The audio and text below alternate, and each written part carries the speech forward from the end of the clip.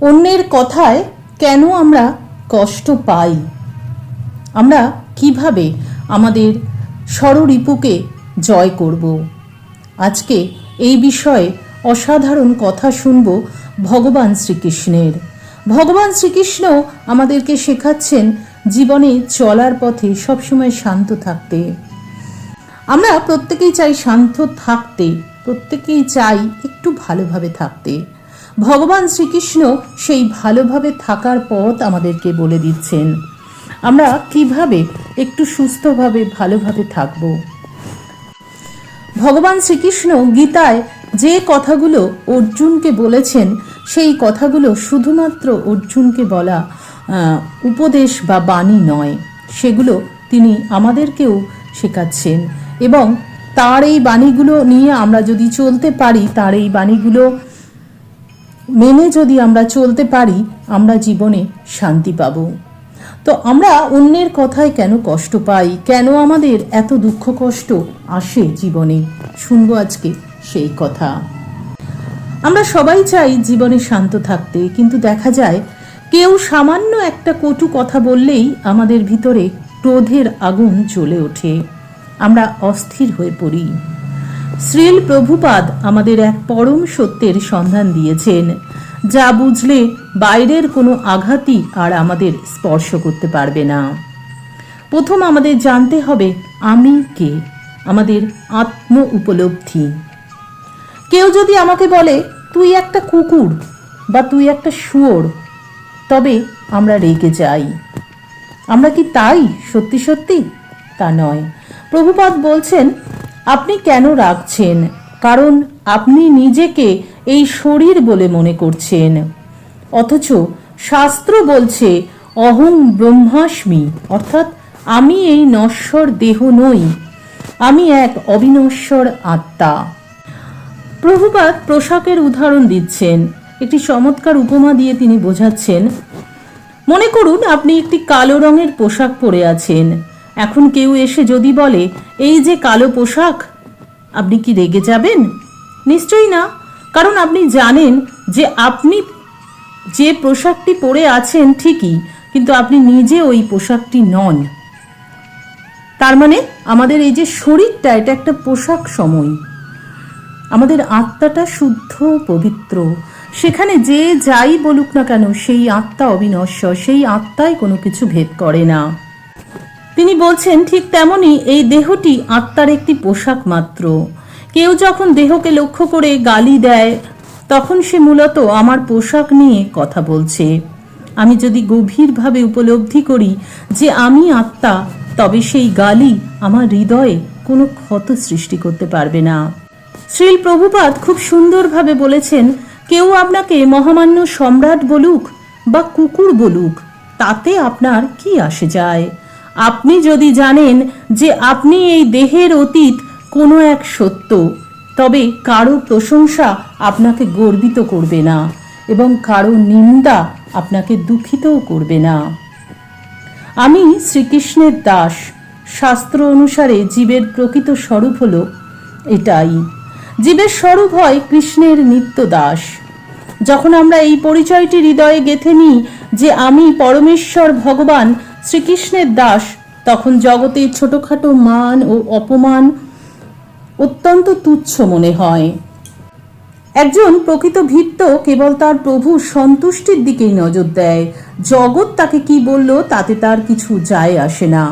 অর্থাৎ আমরা হলাম ঈশ্বরের দাস, সুতরাং আমাদেরকে এই জগৎ কি বলল, আমাদেরকে কে কি গালিগালাজ করলো, তাতে কিছু যায় আসে না।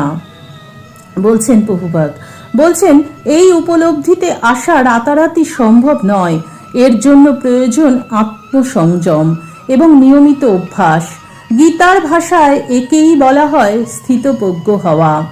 যে ব্যক্তি সুখে ও দুঃখে, মানে ও অপমানে অবিচলিত থাকেন, তিনিই প্রকৃত জ্ঞানী। কেউ যদি আমাদেরকে খারাপ কথা বলে, তখন নিজেকে আমাদের মনে করতে হবে সে আমার আত্মাকে নয়, কেবল আমার শরীররূপী পোশাককে আঘাত করছে। আমি কৃষ্ণের সন্তান বা আমি ঈশ্বরের সন্তান।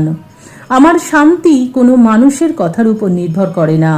এই ছোট্ট সত্যটি যদি আমরা বিশ্বাস করতে পারি, তবে আমাদের হৃদয়ে এমন এক প্রশান্তি আসবে যা কেউ কেড়ে নিতে পারবে না। এবার ভগবান শ্রীকৃষ্ণ এই প্রসঙ্গে কি বলছেন আমরা শুনে নিই। ভগবান শ্রীকৃষ্ণ বলছেন, ব্যর্থ চিন্তা করছো কেন? কাকে তুমি ভয় পাচ্ছ? তোমাকে কে মারতে পারবে? আত্মা কোনোদিন জন্মায় না বা মরেও না। যা হয়েছে ভালোই হয়েছে, যা হচ্ছে তা ভালোই হচ্ছে, যা হবে তাও ভালোই হবে। তোমার কি গেল যে তুমি কাঁদছো? তুমি কি বা এনেছিলে যা তুমি হারালে? তুমি কি বা তৈরি করেছিলে যা নষ্ট হলো? তুমি যা নিলে তা এখান থেকেই নিলে, যা দিলে এখান থেকেই দিলে। যা আজ তোমার, কাল ছিল অন্যের, পরশু হয়ে যাবে আর একজনের। অর্থাৎ যা হয়েছে ভালোই হয়েছে, মানে ভগবান বলছেন যে যারা সৎ মানুষ, যারা ভালো মানুষ, তাদেরকে বারবার ঈশ্বর পরীক্ষা নেন।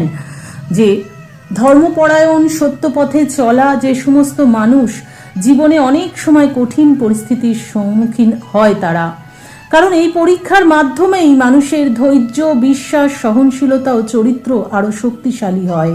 যেমন আগুনে সোনা খাঁটি হয়, তেমনি দুঃখ ও পরীক্ষার মধ্য দিয়েই সৎ মানুষের আসল শক্তি প্রকাশ পায়। সেই জন্যই তারা আঘাত পায়। আমরা যদি শ্রীরামচন্দ্রের দিকে দেখি, সত্য ধর্মের জন্য 14 বছর বনবাস হয়েছিল। সীতা বিচ্ছেদের অনেক কষ্টও তিনি সহ্য করেছিলেন। আবার আমরা যদি যুধিষ্ঠিরকে দেখি, মহাভারতের দিকে তাকাই, দেখতে পাবো সত্যবাদী হয়েও পাশা খেলায় সবকিছু হারালেন তিনি। অনেক অপমান তিনি সহ্য করেছিলেন। ভক্ত প্রহ্লাদ ভগবানের ভক্ত হয়েও পিতার অত্যাচার, বিষ, আগুন, পাহাড় থেকে ফেলে দেওয়া সবকিছু তাকে সহ্য করতে হয়েছিল। শ্রীকৃষ্ণ বলছেন, সুখ, দুঃখ, লাভ, ক্ষতি, মান, অপমান এসবই অনিত্য। এগুলো সহ্য করাই হলো জ্ঞানীর ধর্ম। ভগবান যাকে বেশি শক্তিশালী করেন তাকেই বেশি পরীক্ষা দেন।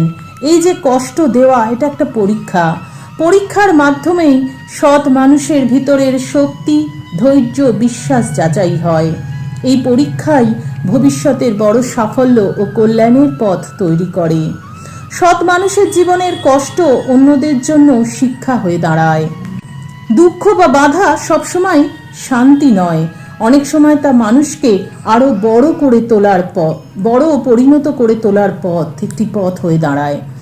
তাই ভগবান বলছেন, এই যে আমরা দুঃখ পাই, আমাদেরকে কেউ দুঃখ দিচ্ছে, কেউ কষ্ট দিচ্ছে, সেটা থেকে আমরা কিন্তু অনেক কিছু শিখতে পাচ্ছি। এটা যেটা হচ্ছে এটা ভালোই হচ্ছে, কিছু খারাপ হচ্ছে না। কারণ যখন এটা হচ্ছে, আমাদেরকে কেউ দুঃখ দিচ্ছে বা কষ্ট দিচ্ছে, তখন আমরা আরো ভালোভাবে নিজেদেরকে চিনতে শিখছি এবং আমরা নিজেদের পথকে আরো সুন্দর করতে পারছি। ভগবান শ্রীকৃষ্ণ বলছেন, ভুলও হবে আর তোমাকে ভুল বোঝাও হবে। এটাই জীবন। পার্থ অর্জুনকে বলছেন, এখানে প্রশংসাও হবে কিন্তু অপমানও করা হবে। অপমানের জবাব ঝগড়া করে নয়, সফল হয়ে দেওয়া উচিত। কারণ সময়ের চেয়ে বড় সাক্ষী কেউ নয়, আর কর্মের চেয়ে বড় বিচারক কেউ নয়। এই সংসারে কেউই সম্পূর্ণ নিখুঁত নয়, তাই মানুষের কথায় মন দিও না। মানুষ তো ভগবানের মধ্যেও ভুল খুঁজে নেয়। তুমি তো তবু একজন মানুষ। একজন মানুষের ভুল মানুষ খুঁজবে, এটাই স্বাভাবিক। ভগবানের ভুল যদি তারা খোঁজে, ভগবান বলছে, শ্রীকৃষ্ণ বলছেন, মানুষের আসল শক্তি তার মনের মধ্যেই লুকিয়ে থাকে। যদি সে নিজেকে বিশ্বাস করতে শেখে, যে ধৈর্য ধরে অপেক্ষা করতে জানে, তার জীবনেই সাফল্য আসে। ভগবানের উপর বিশ্বাস রাখো, তিনি সব সময় তোমার পাশে আছেন। তিনি বলছেন, তোমার এই শরীর শরীর নয়, তুমিও এই শরীরের নও। এই শরীর অগ্নি, জল, বায়ু, পৃথিবী, আকাশ থেকে সৃষ্টি। অন্তিমে এই শরীর জল, বায়ু, অগ্নি, পৃথিবীতেই মিলিয়ে যাবে, কিন্তু আত্মা স্থির। সুতরাং তুমি কে? তুমি নিজেকে ভগবানে অর্পণ করো, এইটি সবচেয়ে বড় উপায়। অর্থাৎ তুমি কে? তোমার গায়ে লাগলো, তোমার কষ্ট হলো, কে তুমি? যা কিছু হচ্ছে তুমি ভগবানের উপরে তার ভার দিয়ে দাও, নিজেকে ভগবানের উপরে ভার দাও, সম্পূর্ণ অর্পণ করে দাও। যিনি এই বিষয়টি উপলব্ধি করেছেন তিনি ভয়, চিন্তা, শোক থেকে সর্বদা মুক্ত। বলছেন শান্ত মনই জীবনের আসল শক্তি, যেখানে ভয় আর দুঃখের স্থান নেই। নিজের ভিতরের কণ্ঠস্বর শুনতে শিখো, সেইখানেই সত্য লুকিয়ে থাকে। সময় সব কিছু ঠিক করে দেয়, তাই ধৈর্য হারিও না। কৃষ্ণের নাম মনে রেখো, তাহলেই মন সবসময় শান্ত থাকবে। কর্ম করে ফলের আশা করো না, নিজের কর্তব্য পালন করাই ধর্ম। আত্মা কখনো জন্মায় না, কখনো মরেও না। যা ঘটে তা ঈশ্বরের ইচ্ছাতেই ঘটে। সুখ, দুঃখ, লাভ, ক্ষতি, জয়, পরাজয় সবই সমভাবে গ্রহণ করো। মনকে নিয়ন্ত্রণ করো, সফলতা আপনিই আসবে। ভক্তি, জ্ঞান ও কর্ম, এই 3 পথেই আসবে মুক্তি।